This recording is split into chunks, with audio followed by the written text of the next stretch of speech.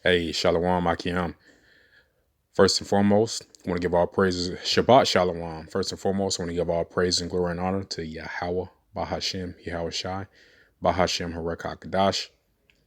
Double honor to all the elders and apostles, the GMS that taught me this truth. Peace and Shalom to the fellow Akim and Aquaf that's pushing this truth with our honesty and sincerity, man. Shalom. This is the brother Shaal coming back at you with another lesson. And Lord willing, that is edifying. So they have a thing called the Great Resignation, and it's actually global, and not just Americans, but many workers overseas are quitting due to the mandate. Okay, and what this is going to do is create a huge shortage in supplies globally. And Esau is just setting up the scale to bring in his new world order, man. All right. Therefore, you have to go need him for the want of all things, man. All right. And it's going to chiefly be your goods and your supplies, your foods. And you're going to have people that are going to protest and have uproars and stage revolts and all other type of shit, man. When from there, they're going to bring in the troops. Okay. It could be because we know that this whole shortage is it's planned. Okay. But ultimately, we know that it comes from the Lord Yahweh Shem Shai. Because see, the punishment, and we talked about that account, right? The Lord Yahweh Shem Shai is not going to forsake his elect. All right. And Lord willing that I am of that number, and the brethren who are sincere and pushing this truth and honesty, all right, are of the elect, man. All right. Matter of fact, let me get that in I think is second address. Let me get that. I'll be right back. Yeah, this is second address 8:1. And he answered me, saying, the Most High have made this world for many, but the world to come for a few. And that world to come for the few is the elect, man. All right. Yes, there will be other nations in captivity. There are going to be plenty of people, but the cycle of life, or the way of Salakia, the way of living is going to be different, man. All right. They're going to be under complete subjection in the Lord Yahweh Bashim Yahweh Shai's kingdom of righteousness, man. All right. No more of the worldly shit that is going on here. Yeah, that's not going to be carried on into the new world. All right. Into the kingdom of heaven. All right. Better say it that way. Better saying it that way. Okay. And so the judgment, the food shortages, the famine, the riots, the race wars, the death, the pestilence, the sicknesses, the illnessness, all right, the judgment from the charagma, that's for the wicked. All right. That judgment is for the wicked. And the people that are going to get caught up in all these different things, okay, that is for the wicked, because the Lord Yahweh Shem Shai has written in many scriptures that he will save his elect, man. And so that scripture just came to mind. We're going to get into this article because the staff and bread is being broken, man. All right. Through people resigning all over the world, not just here in America or Babylon. Okay. And that's going to create a huge ripple effect on things, man. All right. And again, it's planned. It's organized. All right. There's a reason why these elite members were buying different landfills, different lands and getting into the whole cattle business and all this. Okay. Because my last lesson I did yesterday, you had certain states that are going against the mandate, but ultimately at the end of the day, they're going to get rolled over. All right. They'll get rolled over, and the hour of temptation will dwell on everyone. Are you going to bow to the image of Baal?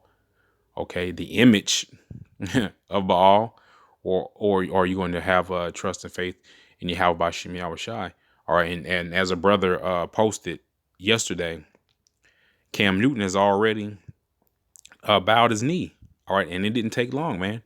All this money you got, and I know he has an understanding of what I almost cussed. I know you almost had an understanding of what the hell is going on. All right, take your money and run, man, and live free, man. But instead, he decided to be a slave. All right. So we're just gonna get into this article and a few scriptures, man. It says the Great Resignation. Why are Americans quitting their jobs at a record high numbers? While the economy struggles, more than 10 million job vacancies to fill. Millions of workers are quitting their jobs. Why is this happening? In August, 4.3 million workers, almost 3% of the entire American workforce, voluntarily left their positions, the highest number since the Bureau of Labor Statistics began. The reasons for this remarkable number are numerous and complex, but one thing is for certain. The pandemic had a huge effect on how workers perceive themselves in the workplace. All right, people were already feeling undervalued and overworked, but this whole mandate shit, okay, is making people walk off the job, man. All right, you have some people that are going to eventually end up collapsing and giving in, and you have some people that will stand up for whatever it is that they believe in. All right, and we will stand up for what it is that we believe in, man, through the power and spirit of Yahweh Bashim Yahweh Shai, man. Okay, this huge number of resignations comes at a time of great labor unrest in the U.S. Nearly 100,000 workers are on strike. In October, perhaps the grievances of the strikes point towards some of the reasons why many resignations. So why are so many people quitting the workplace? And here's a tweet from Heather Long. Over 30 million Americans quit their jobs so far this year. We've never seen anything like this. Closest was 2019 when 28 million quit through August. This is the Great Resignation, Great Reassessment. And there's a chart there going into it. Let me see here. Okay, continuing on. The U.S. is also experiencing its largest job vacancy crisis in the history, with more than 10 million jobs being available. Businesses are having to be extremely competitive with workers due to how many jobs are available, giving workers unprecedented power with such as an economic squeeze. And the truth being told, the workers, okay, the people who push it, which is chiefly, okay, that do the hard labor jobs are Jacob and Issachar, man. All right. You see Issachar building houses from the damn ground up, building buildings from the ground up, and Esau being the foreman and overlooking everything. All right. Jake out there in the construction business as well. There's a brother in the Dallas camp that does construction. It's a brother in the Dallas camp that drives trucks. All right. So we make this shit go around, man, just like in Egypt, man. All right, this is why this is spiritual Egypt, because we are under strict, harsh bondage still, man. Okay. Continuing on. Businesses are having to be extremely competitive with workers due to how many jobs are available, giving workers unprecedented power with such an economic squeeze. Another effect of the pandemic is worker exhaustion. Why so many layoffs in the first three quarters of 2020? Those that were left needed to plug the gaps. And the 19 has put a good deal of frontline healthcare staff on the brink of total breakdown due to the shocking scenes present in hospitals. 62% of hospitals in the U.S. are experiencing a nurse vacancy rate higher than 7.5%. So-called white-collar workers are being pushed to return to offices, but many want to remain with the benefits of working from home with more flexible hours.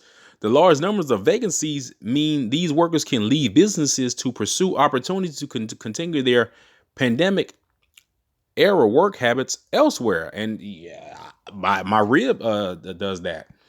She works from home, you know what I'm saying, still. And they're starting to try to move people back into the office, you know what I'm saying? But you know what's going to come with that, man. All right, you know what's going to come with that. And let me see if they're actually going to bring that up.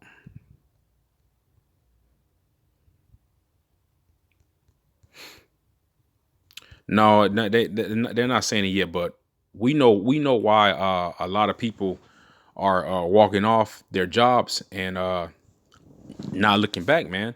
All right, the Lord Yahweh Bashim Shai is fulfilling this prophecy, man. He's putting the spirit on these people to get fed up. All right. A lot of people feel overworked and underpaid. All right. What was just yesterday? Gas was 285. Today I seen it. It's 315. All right. The economy is in terrible shape, man. And all this is going to do is just make things worse with people not wanting to work. Okay. Especially like these, you don't see too many older people, you know what I'm saying, at these fast food jobs. Who works these fast food jobs now? Kids now, man. Kids are working and grabbing these fast food jobs now. All right, let me see. Millennials were more interested in jobs that provide leisure time and vacation time than Gen Xers and baby boomers. They were less concerned about the net worth than net freedom, said Adam Grant of the Wall Street. Let me see here. Change in relationships between workers and bosses. As a boss is likely to be worrying to see so many staff members quit, but for workers, it is very positive. Extra leverage allows workers to not be working for terrible pay or in poor conditions and forces bosses to meet the demands of workers to satisfy this. And this is correct, man. Okay. Also, you have a lot of workers quitting because of the pandemic, and I'm gonna pull up an article. We're gonna get into that next. So just give me a quick second. Yeah, and the headline is 9 out of 10 employees say they fear they'll lose workers over mandate. And I'm gonna have to skip over words because you know how it goes. It says nearly 9 in 10 large employees believe some of their workers will quit their jobs over the Biden administration's mandate, according to a survey from the Society for Human Resource Management released Monday. The survey reveals uneasiness among employers over the impending workplace rule, which will require employees with 100 or more employees to mandate or frequent testing. They're most concerned about losing workers amid an extremely tight labor market. And that goes back into the article that we previously read, man. All right. The labor, matter of fact, let's get that. The labor is falling apart, man. All right. Babylon is falling apart. The grinding is ceasing. Okay. This is Ecclesiastes 12:1. Remember now thy creator in the days of thy youth, while the evil days come not near, the years draw nigh. Then thou shalt say, I have no pleasure in them. All right. The evil times are approaching slowly.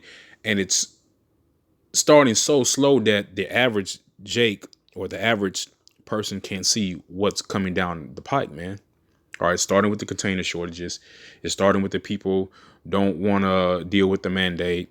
It's starting with the grocery stores shelves being empty. It's starting with the people protesting. But because you're able to move around day and day and it's not affecting you yet, you're turning a blind eye to it. But it's going to affect everyone here pretty soon. Verse 3, while the sun or the light or the moon or the stars be not darkened, nor the clouds return after the rain, in the day the keepers of the house shall tremble, and the strong men shall bow themselves, and the grinders cease because there are few. There's no work. All right. The grinding, the noise, the traffic commute, all that, the trucks, all that is going to cease. And those that look out the windows be darkened. No work, man. No future. No game plan. Not knowing what the hell is going on. Okay. Here we go. Verse 4. And all the doors shall be shut in the streets when the sound of the grinding is low, and he shall rise up at the voice of the bird, and all the daughters of the music shall be brought low. And he shall rise up at the voice of the bird early in the morning to go to work. And there's no work. There's no reason for you to go to work.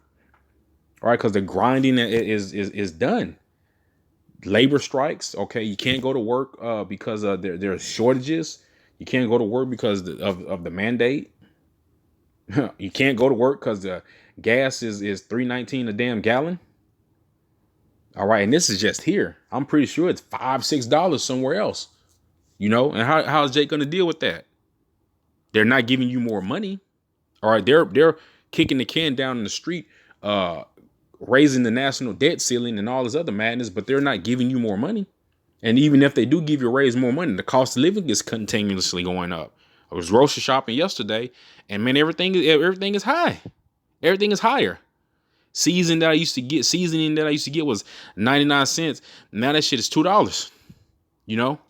So hey, we know that these times are coming. What everything's gonna go back to normal. They're gonna lower the prices again. People are gonna stop marching and protesting. No, Esau Edom is going to go forth with his agenda, man, through the power and spirit of the Lord Yahweh Shem Yahushua. All right, again, to get rid of the wicked. Verse 5. Also, when they shall be afraid, that which is high and fierce shall be in the way, and the almond tree shall flourish, and the grasshopper shall be a burden, and desire shall fail, because man goeth to long home, and the mourners go about of the streets. All right, anarchy, hell, and chaos, man, is going to be all around about on the corners, because people can't eat, because people can't work. All right, the shelves are going to be empty. There's going to be, if you think people are going to be in the houses, people are going to be out on the streets getting it how they got to get it, man. Let me see. Verse 6. Or ever the silver cord be loosed, or the golden bowl be broken, or the pitcher be broken at the fountain, or the wheel be broken at the cistern. All right. No, the staff of bread shall be broken. No food, no water. All right. And the cistern is where you get water from. And that can be likened into the knowledge and understanding and wisdom as well. All right. Because people are going to know what the hell to do and want what is going on in these times, man. All right. But you had your chance to hear the man of the Lord predict and prophesy this. And we all know that this is judgment from the Lord Yahweh Shem Yahushai. All right. These are just the beginning of the judgments. This is Ezekiel 14, and we'll start around maybe 12. Let me see.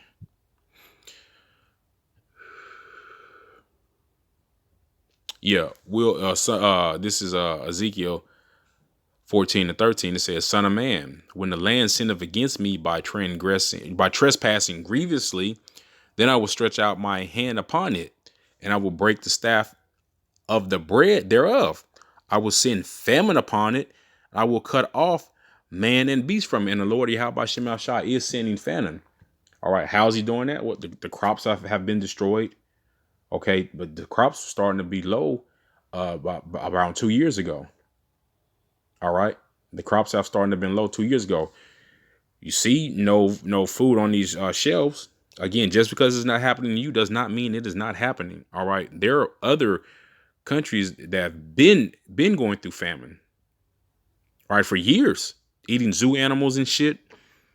Okay, just because Jake is readily able to go down to Starbucks and McDonald's and all this, he's not getting an understanding of what the hell is going on until his ass is able to go down there and see that he can't get it. Then he'll know.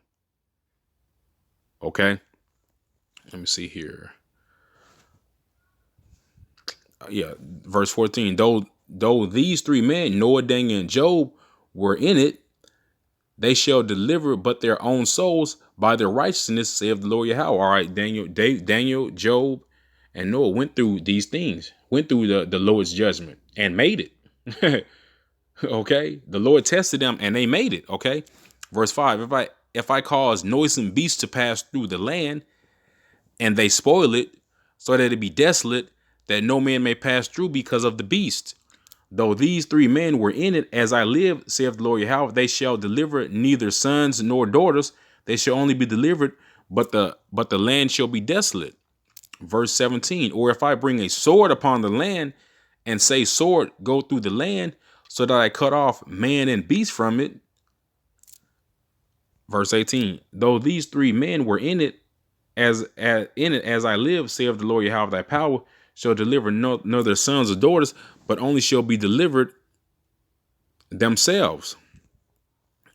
Verse 19, or if I send pestilence in the land and pour out my fury upon it in blood to cut off from it man and beast. And so the Lord has named sword, famine, and pestilence and the beast. Okay. And we could save our household if it be the will of the Lord Yahweh Bashem Yahweh Shai. But if not, man, only we can be delivered out of it. You know, there's a lot of our family members, just gonna be real, man, are not gonna make it, man. All right, and unless the Lord have mercy on them, you know what I'm saying? We don't know how it's gonna turn out, you know. Let me see. Yeah, verse 21. For thus said the Lord Yahweh, how much more when I send my 4 sword judgments upon Jerusalem? All right, and Jerusalem is a people before it's a place. All right, the sword, the famine, and the noisome beast and the pestilence cut off from it, man and beast. All right. And that's the Lord Yahweh Shem Shai's judgment. All right. And right now he's starting with the breaking of the staff, man. All right. And the grinding, man. Okay. The grinding is starting to cease. All right. So that's pretty much it for this lesson, man. Hopefully it was edifying. Just getting into the shutdown, you know, I work where I work at, you know what I'm saying? It's going to be affected by this as well because the shipping containers, okay? I work in a distribution center. We distribute out these all types of goods. All types of goods. All right? So, we'll see what happens, man. Shalom.